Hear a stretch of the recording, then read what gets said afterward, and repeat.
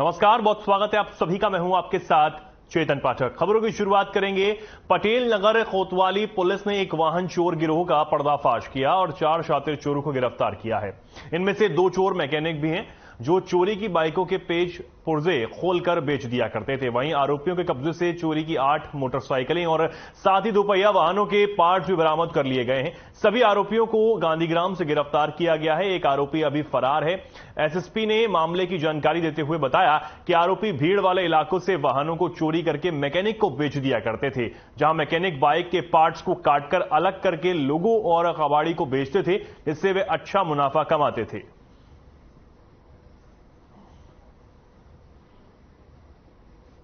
ये 26 और 27 अप्रैल को पटेल नगर थाना क्षेत्र में 2 स्कूटी 2 मोटरसाइकिल चोरी हुई थी।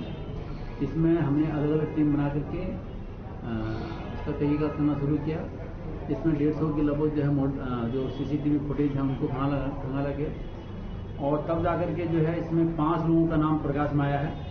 एक सहारनपुर के है अफजाल और उसके साथ जो है 4 जो मुलजिम है देहरादून के रहने वाले हैं और एक जो है अफजाल का सगा भाई है जाहिर।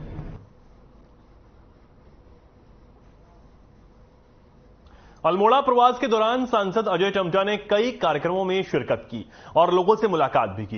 इस दौरान उन्होंने कहा कि प्रधानमंत्री नरेंद्र मोदी के नेतृत्व में आज देश विश्व गुरु के रूप में अपनी पहचान बना रहा है। प्रधानमंत्री के नेतृत्व में G20 जैसे कार्यक्रम भारत में हो रहे हैं, जिससे भारत को एक नई पहचान मिल रही है। विदेशों में आज भारत का डंका बज रहा है। आज प्रधानमंत्री के नेतृत्व में भारत विकास की ओर बढ़ रहा है। पर्यटन के क्षेत्र में आज उत्तराखंड को बढ़ावा मिल रहा है।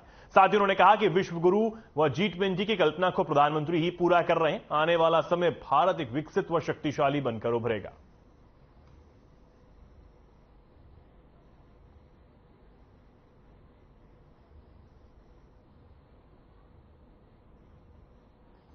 दुनिया की हर समस्या का समाधान निकले और जो कल्पना हमारी है विश्व गुरु की, वो कल्पना साकार हो। और ऐसा अगर कहीं दिखता भी है तो पूरे विश्व के नेतृत्व भी मानता है और इसी का परिणाम है कि G20 की अध्यक्षता भी भारतवर्ष कर रहा है। ये सामने दिख रहा है और उस कार्यक्रम को हर प्रदेश में करने का काम किया है। मेरे उत्तराखंड में भी, रामनगर में और ऋषिकेश में भी G20 के कार्यक्रम हुए।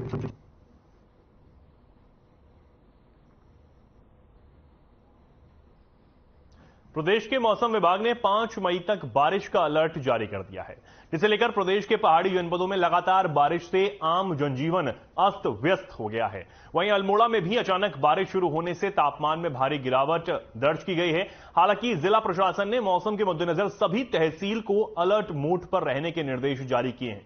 वहीं बारिश से आफत में आए काश्तकारों ने सरकार से मुआवजे की मांग करते हुए कहा कि पहले जब फसल को पानी की जरूरत थी उस समय सूखे की मार पड़ गई और अब जब फसल काटने का समय आया तो खड़ी फसल को भारी नुकसान पहुंचा है।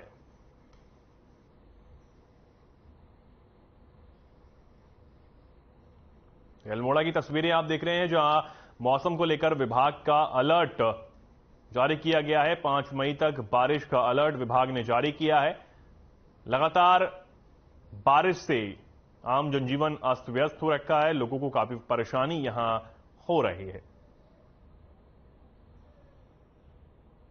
लगातार ठंडी हवा और तेज बारिश से तापमान में भी गिरावट दर्ज की गई है।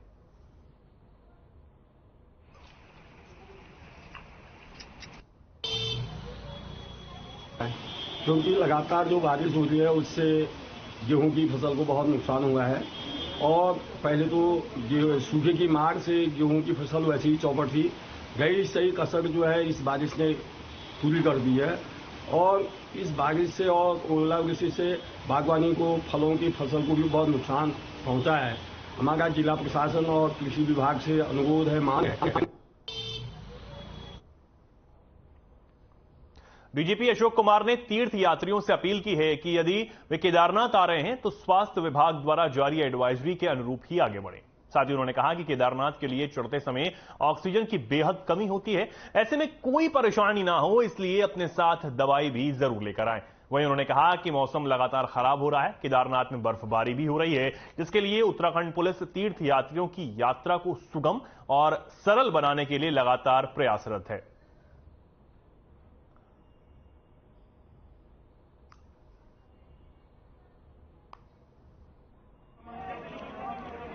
हम केदारनाथ जी में आए हुए हैं। आप देख रहे हैं बैकग्राउंड में भैरव मंदिर है। मौसम कितना पैक्ड है ये भी आप देख रहे हैं। मौसम की चेतावनी थी, पहले 1 तारीख तक की थी, जिसको मौसम विभाग ने 3 तारीख तक बढ़ा दिया है। इसलिए हमने लोगों से अनुरोध किया है कि अपनी यात्रा संभाल करके करें। दूसरी बात, जिन लोगों को भी हार्ट प्रॉब्लम है, जिन लोगों को धड़कन की प्रॉब्लम है, जो बीपी की दवाइयाँ लेते हैं, धड़कन की दवाइयाँ लेते हैं, तो यहाँ एक्स्ट्रा केयर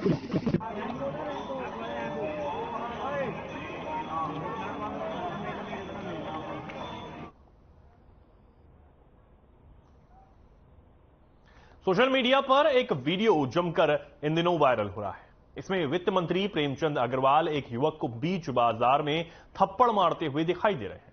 यह वीडियो ऋषिकेश का बताया जा रहा है। हालांकि इस मामले में अभी तक पुलिस को कोई तहरीर नहीं दी गई है। जानकारी यह भी मिल रही है कि जिस युवक को थप्पड़ मारा गया वो शिवाजी नगर के सुरेंद्र सिंह नेगी है। आखिर दोनों के बीच विवाद क्यों हुआ, इसकी जानकारी नहीं मिल पाई है, लेकिन ये वीडियो में प्रेमचंद अग्रवाल के गनर भी इस युवक को पीटते हुए नजर आ रहे हैं। हालांकि पुलिस के पास अभी कोई तहरीर इस मामले में नहीं आई है और जिस व्यक्ति के साथ उनकी मारपीट का यह वीडियो वायरल हो रहा है उनको मंत्री ने ब्लैकमेलर बताया है। मंत्री ने कहा कि व्यक्ति द्वारा उन्हें गालियां देने का प्रयास किया गया। साथ ही जब सुरक्षाकर्मी ने उसे समझाने का प्रयास किया तो व्यक्ति द्वारा उनका कुर्ता फाड़ दिया गया।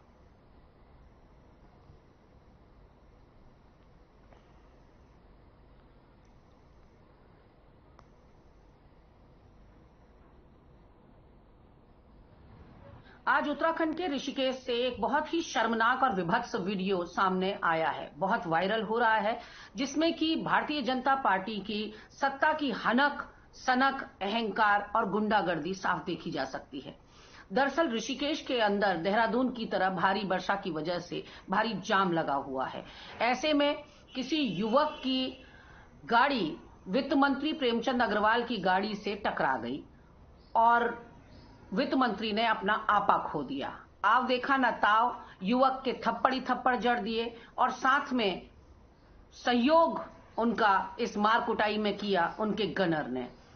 वो चूंकि मेरे सुरक्षाकर्मी का वो जो अधिकार है वो करेंगे हम लोग, और मैं उम्मीद कर रहा हूं पुलिस से कि ऐसी गुंडागर्दी से कम से कम एक मंत्री पे हाथ उठाया है, एक सिस्टम पे हाथ उठाया है, तो आप समझ सकते हैं ये तो मतलब ये उत्तराखंड के अंदर ऐसी घटनाएं आपने देखा हो कभी शायद आज से पहले नहीं हुई। मंत्री जी आपकी सुरक्षा में चूक देखी जा रही है। चूक नहीं कह सकते इसे, ये तो अब आप देखिए इतना अंतर था मेरे गाड़ी में और उसकी गाड़ी में, और सीधा वो गाली दे रहा है, उसमें सुरक्षा क्या करेगी।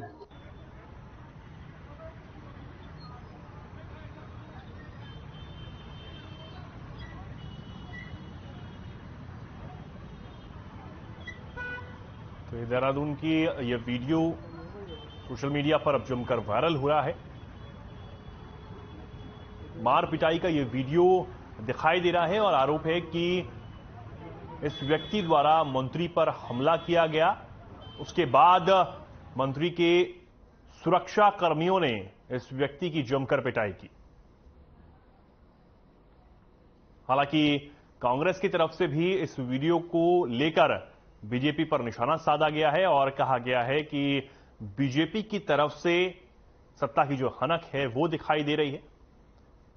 लेकिन इस वीडियो में दिख रहे कैबिनेट मंत्री, उनका कहना है कि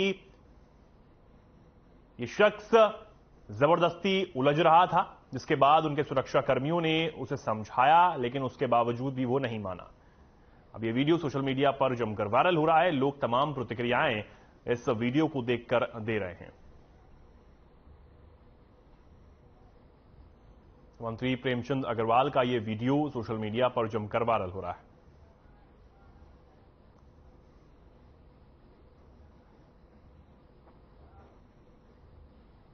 इस खबर पर ज्यादा जानकारी के लिए हमारे साथ हमारे संवाददाता अभिनव नायक जुड़ चुके हैं। अभिनव, क्या कुछ ये पूरा मामला है? हालांकि ये वीडियो सोशल मीडिया पर धड़ल्ले से वायरल हो रहा है, विपक्ष इस पर प्रतिक्रियाएं दे रहा है, लेकिन क्या कुछ ये पूरा मामला है?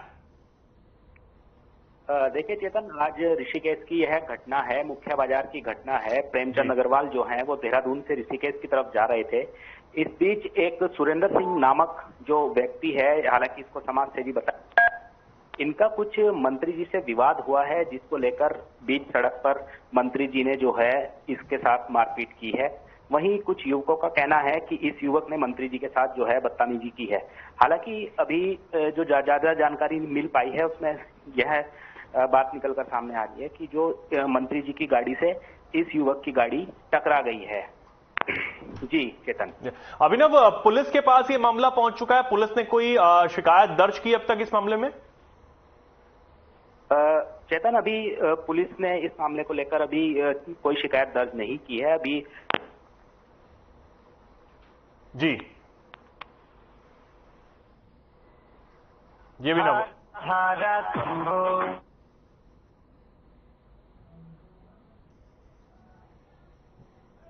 तो ये मार पिटाई का वीडियो जमकर सोशल मीडिया पर वायरल हो रहा है। मंत्री ने युवक को ब्लैकमेलर बताया है और कहा है कि जबरदस्ती सुरेंद्र नाम का ये व्यक्ति उनसे उलझ रहा था।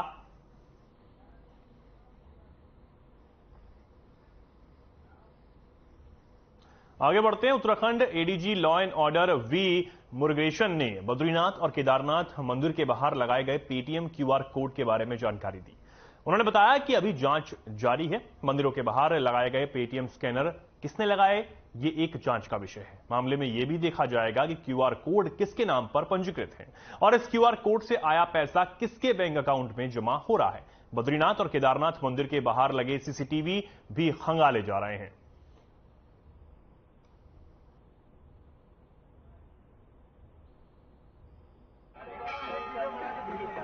सारे चीज अभी विवेचन है, वे क्लियर हो जाएगा। जब इन्वेस्टिगेशन होगा सब डिटेल सामने आ जाएगी। सारे चीज अभी विवेचन है, वे क्लियर हो जाएगा। जब इन्वेस्टिगेशन होगा सब डिटेल सामने आ जाएगी।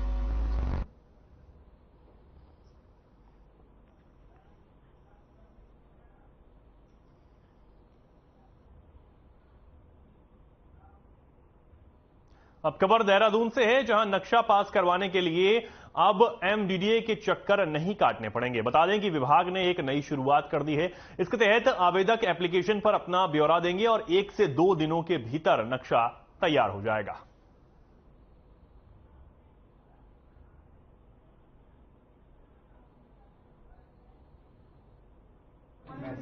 प्राधिकरणों में कहा था कि 15 दिन में आप जो है आवासीय और 30 दिन में व्यावसायिक नक्शा पास करें, लेकिन उसके बावजूद समस्याएं जो आती थी, ऐसे में पिछले दिनों माननीय कैबिनेट में पास हुआ था कि हम सेल्फ असेसमेंट के आधार पे नक्शों को पास करेंगे और उसी प्रक्रिया के तहत आज हमने पहला नक्शा श्रीमती मुक्ता जोशी जी को आज हमने दिया है और ये सरकार की उपलब्धि है। और मैं सभी से आपके माध्यम से अपील कर रहा हूं कि आप इस ऐप के माध्यम से जुड़िए।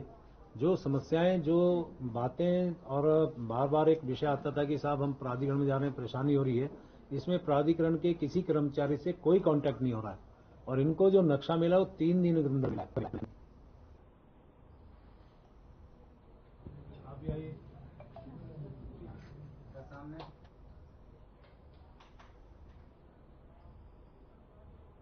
कांग्रेस के प्रदेश उपाध्यक्ष सूर्यकांत धस्माना का बयान सामने आ गया है। उन्होंने कहा भाजपा के मंत्रियों में सत्ता की हनक साफ तौर पर देखी जा रही है।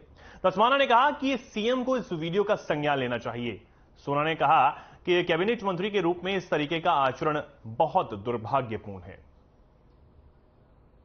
जिस प्रकार से कैबिनेट मंत्री प्रेमचंद अग्रवाल जी का वीडियो वायरल हो रहा है, जिसमें वो एक फरियादी जो अपनी समस्या लेकर के गया है उसके ऊपर लात घूसे बरसा रहे हैं, थप्पड़ मार रहे हैं, उसके ऊपर हमला कर रहे हैं, ये बड़ा दुर्भाग्यपूर्ण है।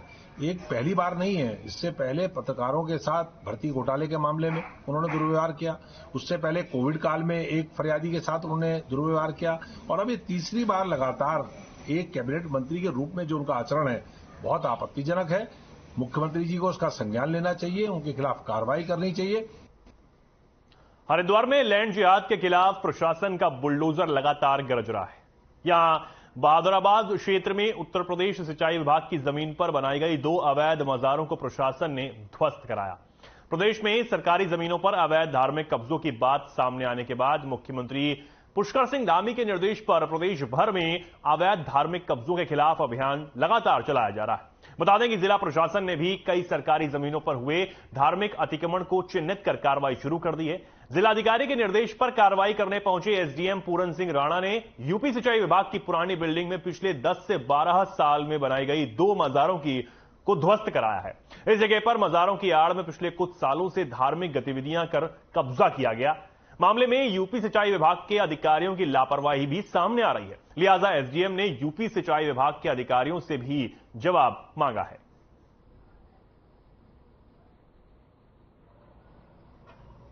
इसके अलावा कुछ लोगों के द्वारा इलीगली रूप से यहाँ पे मजार भी स्टैब्लिश कर दी गई इरिगेशन के बिल्डिंग में। तो आज इरिगेशन एक्शन सीईओ प्लस मेरे द्वारा विजिट किया गया। तो जो मजार से जुड़े हुए लोग हैं, मौलवी इत्यादि थे, उनसे वार्ता की गई और उनको एक तो प्रॉपरली बिल्डिंग के बारे में बताया गया कि बिल्डिंग बहुत पुराना है और ये कभी भी गिर सकता है। और इसके अलावा जो गवर्नमेंट की धार्मिक पॉलिसी है कि धार्मिक स्ट्रक्चर को आप किस तरह से रिमूव करेंगे और अगर कोई इलीगल रूप से ऐसी जगह पर एस्टेब्लिश कर दिया गया है जो कि सार्वजनिक प्लेस है, उसको विदाउट एनी डिले उसको रिमूव किया जाए।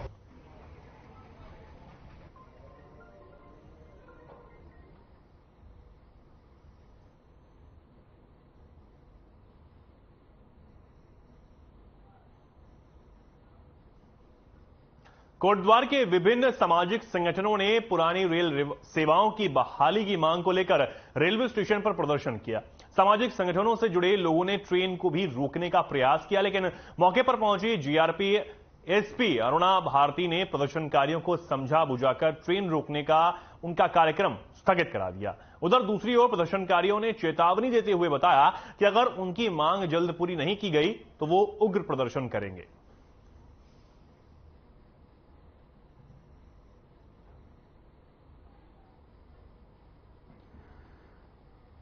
देखिए, जो कोटद्वार का नागरिक मंच और अन्य संस्थाएं हैं, उन लोगों ने मिलकर के ये प्रयास किया कि ट्रेन को रोका जाए। हालांकि ट्रेन को नहीं रोका, उन्होंने रुकी हुई ट्रेन के आगे फिर अपना प्रदर्शन किया है।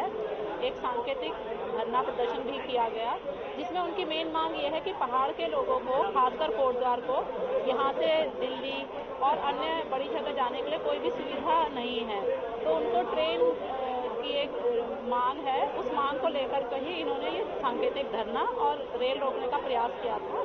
पुलिस ने उसको बखूबी ठीक से मैनेज किया और पुलिस बल हम लोगों ने पर्याप्त मात्रा में यहाँ लगा रखा था। इस तरह की कोई घटना ऐसी नहीं हुई है कि ट्रेन रोकी गई हो। पूरे प्रदेश भर की यात्रा पर निकले मानस खंड झांकी रथ को आज स्थानीय विधायक राजकुमार पौरी ने हरी झंडी दिखाकर पौड़ी से श्रीनगर के लिए रवाना किया। गणतंत्र दिवस परेड में विभिन्न राज्यों में भारत सरकार के मंत्रालयों की 27 झांकियों में से पहले स्थान पर रहा मानस खंड झांकी रथ सोमवार को पौड़ी पहुंची, लेकिन खराब मौसम के कारण उसे बस अड्डे में ही खड़ा कर दिया गया। बताते चलें कि 18 मई तक प्रदेश के ब्लॉक मुख्यालयों और मुख्य शहरों में घूमकर प्रदर्शन करने को निकले इस रथ में जागेश्वर मंदिर, कार्बोनेट नेशनल पार्क तथा वनों का समावेशी खूब दर्शाया गया है। विधायक राजकुमार पौरी ने झांकी के गणतंत्र दिवस परेड में पहले स्थान पर रहने पर खुशी जताई।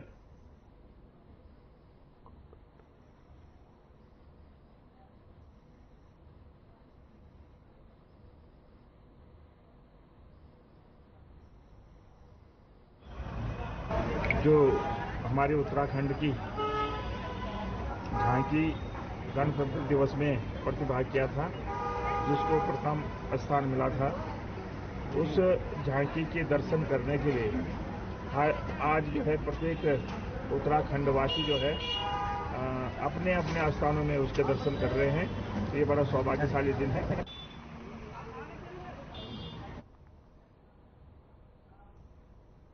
चारधाम यात्रा मार्ग पर सड़क दुर्घटनाओं को रोकने के लिए परिवहन विभाग सक्रिय नजर आ रहा है।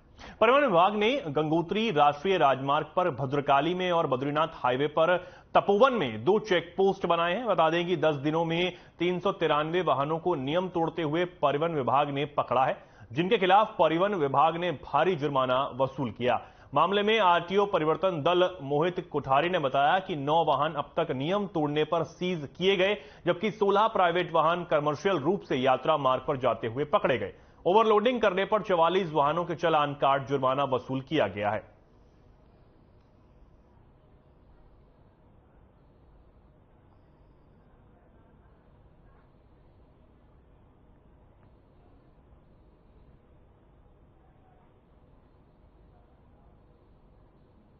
कांग्रेस ने मनरेगा के बजट में कटौती कर कड़ी नाराजगी जताते हुए केंद्र सरकार पर सवाल उठाए। उन्होंने इसे गरीबों और ग्रामीणों के हितों पर कुठाराघात बताया है। इसके साथ ही नेता प्रतिपक्ष यशपाल आर्य ने केंद्र पर मनरेगा योजना की मजबूत व्यवस्था को कमजोर करने का आरोप भी लगाया। नेता प्रतिपक्ष यशपाल आर्य ने कहा कि केंद्र ने वित्त वर्ष 2023-24 के शुरू में ही 98,000 करोड़ रुपए की प्रस्तावित मांग की तुलना में 60,000 करोड़ रुपए का ही बजट आवंटन किया है और उन्हें 30,000 करोड़ की कटौती समझ नहीं आ रही, जबकि यह योजना देश भर के लाखों परिवारों के लिए बेहद अहम है और इसमें 5.6 करोड़ परिवार लाभान्वित होते हैं। आर्य ने कहा कि मनरेगा ग्रामीण अव्यवस्था को गति देने वाला एक प्रमुख जरिया है। खासतौर में भूमिहीन मजदूर और सीमांत लघु किसानों के लिए यह एक बड़ा सपोर्ट सिस्टम है। इसके बजट में कटौती करना अच्छा संकेत नहीं है, क्योंकि मनरेगा के तहत 100 दिन के रोजगार की गारंटी दी जाती है। मनरेगा भारतीय ग्रामीण अर्थव्यवस्था का प्रमुख आधार है और जिस तरह से केंद्र की सरकार द्वारा जो ग्रामीण विकास विभाग का प्रस्ताव था, मनरेगा में 96,000 करोड़ की प्रस्ताव भेजे गए थे, उसके सापेक्ष केंद्र सरकार द्वारा मात्र 60,000 करोड़ की धनराशि की व्यवस्था बजट में की गई।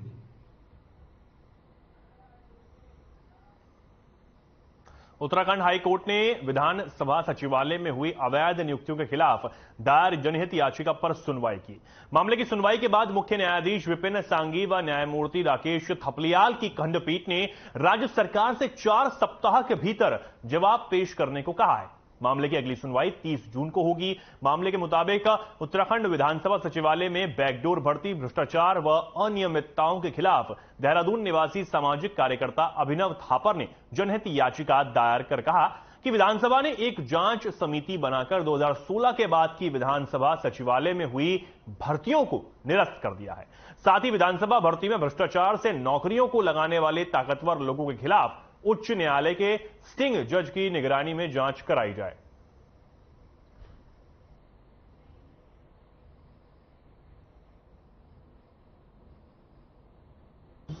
इसमें आज हाई कोर्ट ने गंभीर संज्ञान लिया है और प्रदेश सरकार ने 6 महीने से जो अभी तक जवाब नहीं दिया है, उसमें 4 हफ्ते में प्रदेश सरकार को जवाब देने के लिए कहा है और ये गर्मियों की छुट्टियों के बाद एकदम 30 जून को ये इसकी डेट लगा दी है। उम्मीद है जल्दी इसमें हमको न्याय मिल सकेगा। मैं आपको एक बहुत गंभीर बात बताना चाहता हूं कि 6 महीने बीत गए हैं हाई कोर्ट के ऑर्डर को। विधानसभा ने तो अपना जवाब जैसे तैसे दे दिया है, किंतु अभी तक प्रदेश सरकार ने इस पर कोई जवाब नहीं दिया है। और ये जनहित याचिका बड़े सिंपल विषय में है कि जिन भी लोगों ने भ्रष्टाचार किया है, नेता, मुख्यमंत्री, स्पीकर जो भी हैं, उन लोगों पर गंभीर कार्रवाई हो।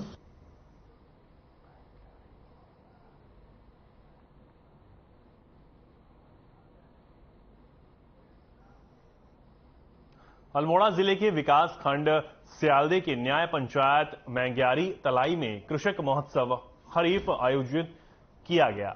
मुख्य अतिथि सल्ट विधायक महेश जीना ने कार्यक्रम का उद्घाटन किया। ग्रामीणों ने सल्ट विधायक महेश जीना का फूल माला पहनाकर जोरदार स्वागत किया। हर्षवर्धन ने बताया कि राष्ट्रीय खाद्य विभाग ने बीजों की नई प्रजातियां, जैविक खाद, यतीकरण 80% अनुदान दिया जा रहा है। कृषि के औजार निम्न दरों पर दिया जा रहा है। किसानों को वर्मी कंपोस्ट खाद वितरण किया गया है। कृषकों को निःशुल्क फलदार पेड़ भी दिए जाते हैं। कृषक महोत्सव में विभागों द्वारा अपने अपने विभागों की विभिन्न योजनाओं को लोगों के सम्मुख रखा और उन्हें अपनाने को कहा। कार्यक्रम में सब्सिडी के अंतर्गत किसानों को कृषि औजार भी दिए गए।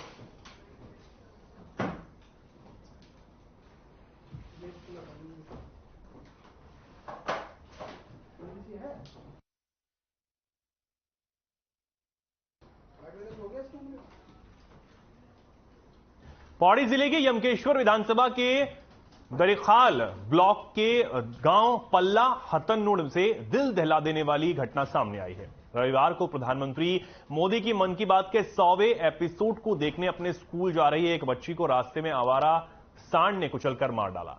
इस घटना से पूरे द्वारखाल क्षेत्र में शोक की लहर है। जानकारी के मुताबिक पल्ला हतनुड़ गांव की कक्षा 5 में पढ़ने वाली एक बच्ची, जो कि प्रधानमंत्री नरेंद्र मोदी के मन की बात के 100वें संस्करण को सुनने गांव के ही राजकीय प्राथमिक विद्यालय हतनुड़ को खुशी खुशी घर से निकली थी। बीच रास्ते में ही एक आवारा सांड ने उसे बेरहमी से मार डाला।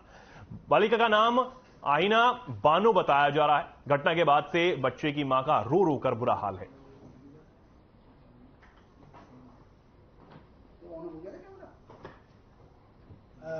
मेरे विकास खंड द्वारिखाल के अंतर्गत प्राथमिक विद्यालय हतनुड़ लंगूर में कल माननीय प्रधानमंत्री जी का प्रोग्राम मन की बात सुनने बच्ची स्कूल आ रही थी और आवारा पशुओं ने उसको टक्कर मारी और उनके ऊपर आवारा पशु उस बच्ची के ऊपर चढ़ गए और उस बच्ची की मृत्यु हो गई है। तो मेरा माननीय मुख्यमंत्री जी से अनुरोध रहेगा और सरकार से अनुरोध रहेगा कि इनकी इस बच्ची के गरीब परिवार की बच्ची है, इस परिवार को आर्थिक मदद करे और जिस तरह के आवारा पशु घूम रहे हैं आगे इस तरह की आगे कोई घटना ना हो। और मैं जिलाधिकारी जी से अनुरोध करूंगा कि इसकी जल्दी जल्दी सुध ली जाए और इसकी जांच बढ़ा के उस बच्ची की आर्थिक मदद उस परिवार को दी जाए। गुजार की थे आधे रास्ते में सांड भागा, उसका पीछे उसके छाद में चढ़ गया। मेरा कोई भी नहीं है। शाम गुजार की थे आधे रास्ते में सांड भागा, उसका पीछे उसके छाद में चढ़ गया। मेरा कोई भी नहीं है। शाम क्यों बच्चों को रविवार को बुलाया गया था, ये भी अपने आप में सोचने वाली बात है। साप्ताहिक अवकाश कोई ऐसा तो नहीं है कि कोई मन में किसी का है उसने साप्ताहिक अवकाश दे दिया।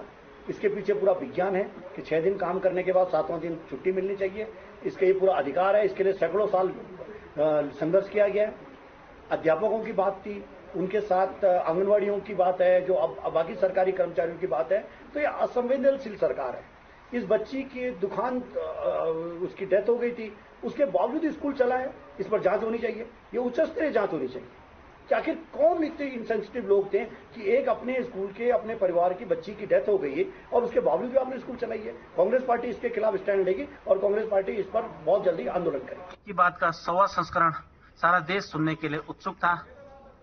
हर स्कूल के बच्चे भी स्कूल जाने की तैयारी में थी और इसी क्रम में राजकीय प्राथमिक विद्यालय हतनुड़ की एक बालिका पल्ला से, जो हमारी एक मुस्लिम बिटिया है, वो भी स्कूल जाने के लिए दौड़ी दौड़ी चहल कूद से स्कूल जा रही थी। तभी रास्ते में आवारा पशुओं के झुंड ने उसे रोन डाला और उसके प्राण। फिलहाल के लिए खबरों में इतना ही। नमस्कार।